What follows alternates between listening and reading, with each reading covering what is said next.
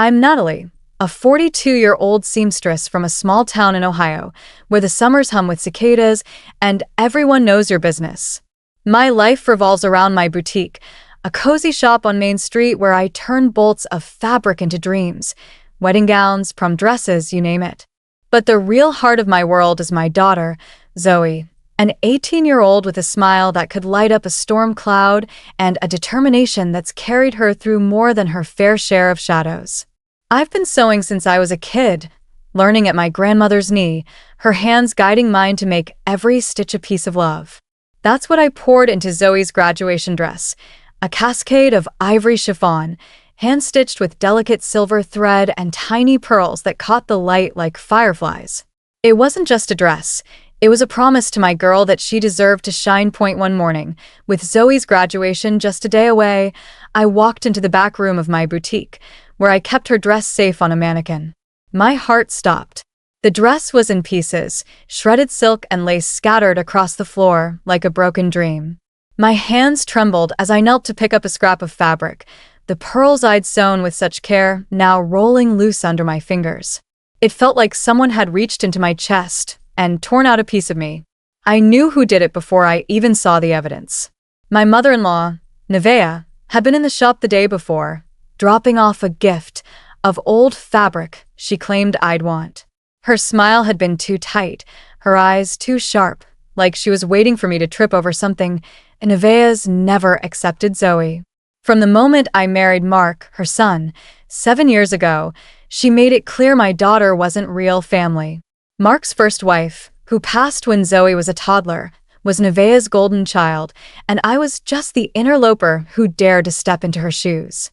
Zoe, my daughter from my first marriage, was even less welcome.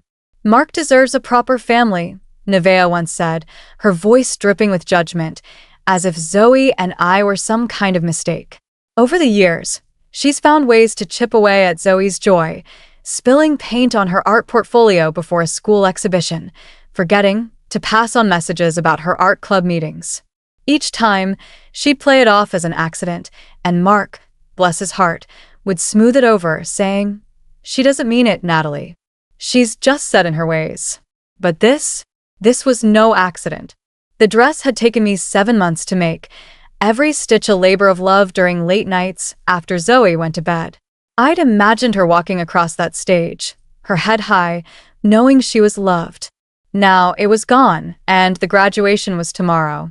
My chest tightened with anger, but more than that, with fear. Fear that Zoe would feel the sting of Nevaeh's cruelty on what should be her proudest day. I couldn't let that happen. I sat there, surrounded by the wreckage of my work, and made a promise to myself. Nevaeh might have torn apart the dress, but she wasn't going to tear apart my daughter's moment. I grabbed my phone and called Tessa, my best friend and a fellow seamstress who's been my rock through every storm. Her voice crackled through the speaker, steady as always. "Natalie, what's wrong? You sound like you're about to cry." I spilled everything. The ruined dress, Nevaeh's visit, the pieces of silk still clutched in my hand. Tessa's gasp was sharp. "She did what?" "Natalie, that's vandalism. You need to call the police." I shook my head, even though she couldn't see me. "Tessa, you know how it goes. Nevaeh will deny it, and Mark will try to play peacemaker. He'll say it's a misunderstanding, like always." My voice broke, and I hated how helpless it sounded. Mark's a good man, a mechanic who'd give you the shirt off his back, but when it comes to his mother, he's blind. Years of her guilt trips and tears have trained him to see her as a saint, even when she's anything but. "So, what's the plan?" Tessa asked, her tone shifting to that no-nonsense way she has. "Zoe's graduation is tomorrow. You can't let Nevaeh win this one."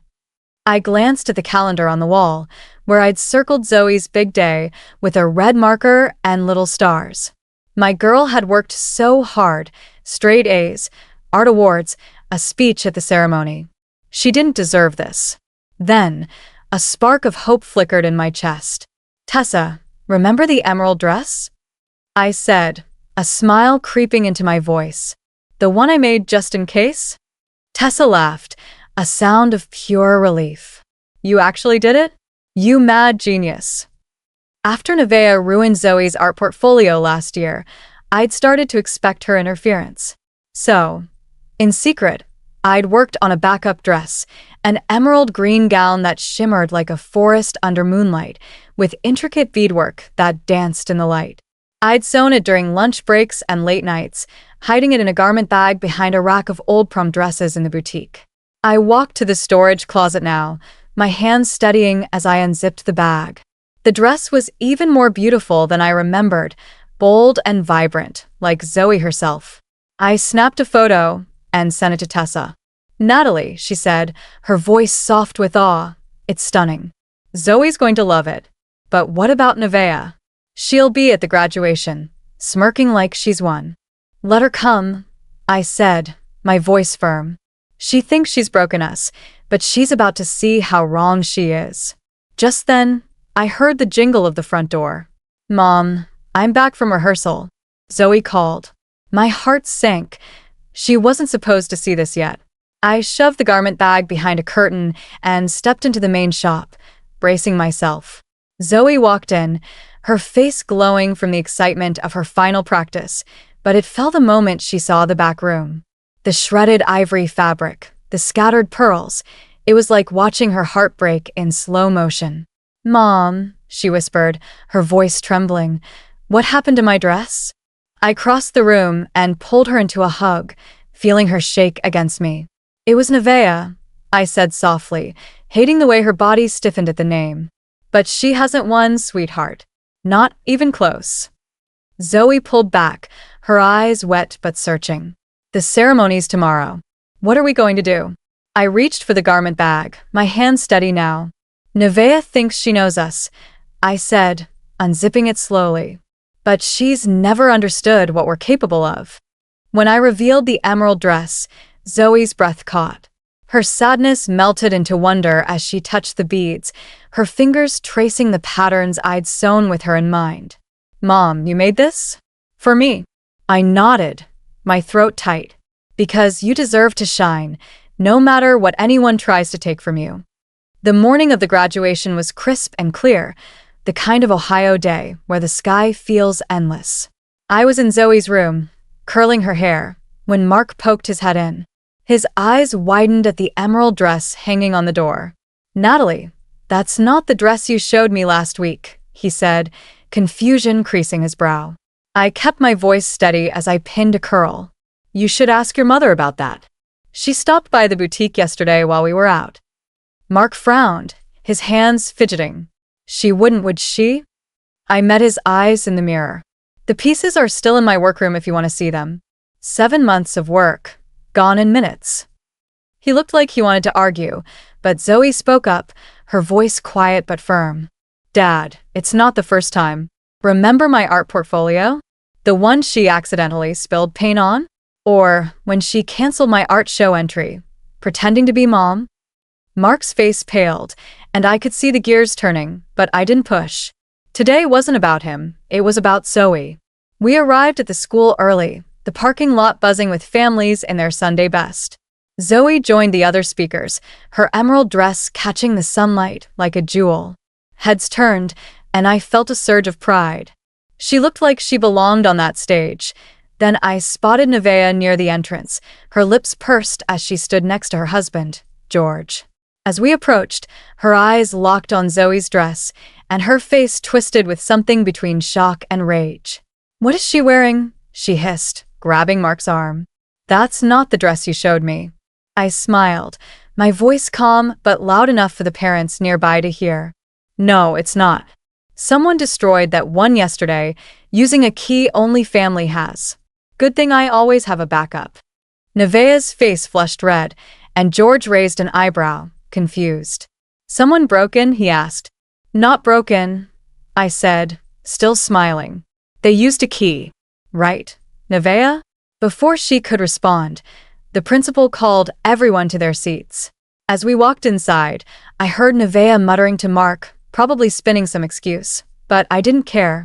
Zoe took the stage, the lights hitting her dress and making it glow like a forest at dusk. She stood tall, her notes in hand, and I could feel the crowd lean in, ready for her to speak. I glanced at Nevaeh, sitting stiffly a few rows away, and knew she was bracing for what came next. Zoe was about to show her and everyone else what she was made of. Zoe stepped to the podium, her voice steady as she began her speech. "Life isn't about the people who try to hold you back," she said, her eyes finding mine in the crowd. "It's about how you keep moving forward. Sometimes, the ones who should lift you up are the ones who push you down.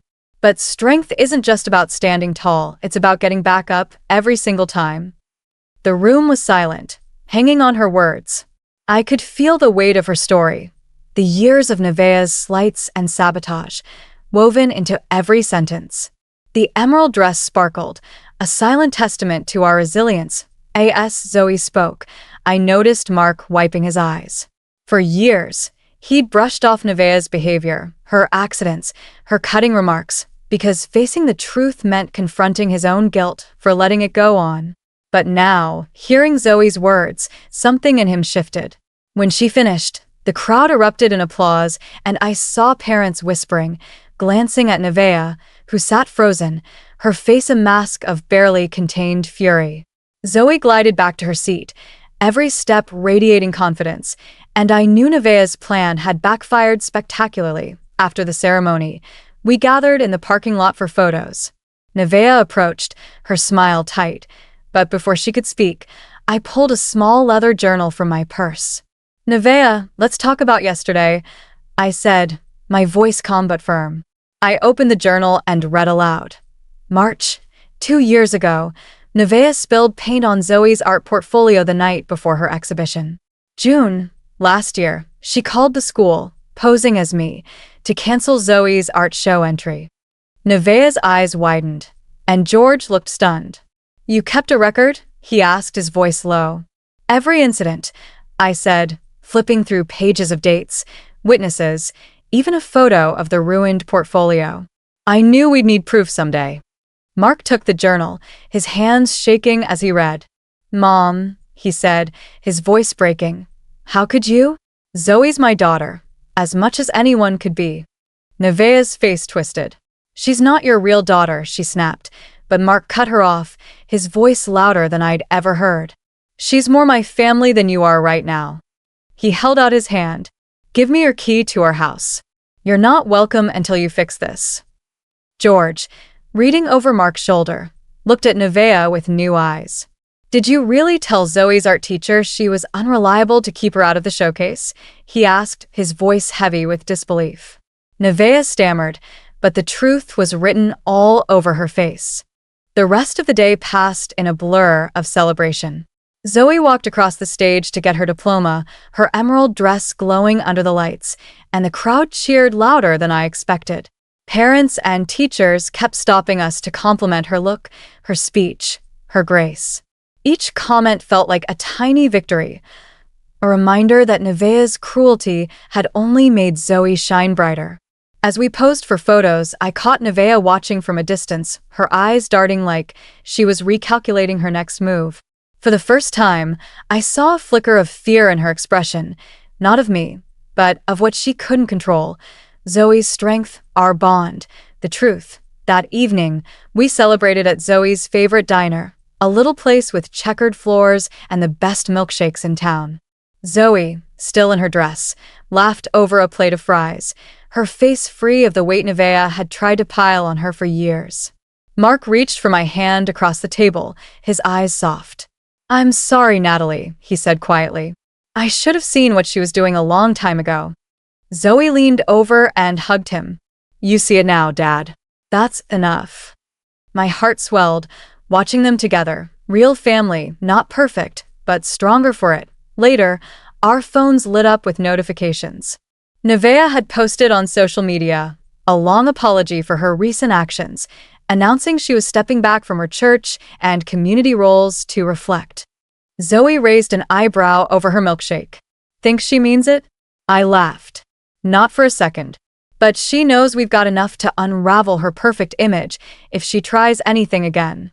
The journal, the photos, the security footage from my boutique's camera, it was all safely stored, a quiet shield against her schemes. A few days later, George called. He'd found a box in their attic, broken art supplies, torn sketches, even a ribbon from Zoe's first art show, things Nevaeh had taken or destroyed over the years. She kept them like souvenirs, he said, his voice thick with disgust. He was meeting with a lawyer, talking divorce. Justice didn't come with a megaphone, but it arrived all the same, steady and undeniable. I tucked Zoe's dress away in her closet, its emerald fabric catching the light. I thought about what it meant. It wasn't just a gown, it was proof we could take the worst someone threw at us and turn it into something beautiful. Nevaeh had spent years trying to dim Zoe's light, but all she did was teach us to shine brighter, to plan smarter, to stand taller. I'd spent those years teaching Zoe not just to survive, but to thrive, to meet cruelty with grace and hate with strength. To everyone who's followed this journey, thank you. You've walked with us through heartbreak, betrayal, and a hard-won victory. If this story hit you in the heart, hit that subscribe button and join us. Every stitch, every moment, every fight tells a story of love, resilience, and rising above. Keep weaving your own truth, and I'll meet you at the next chapter.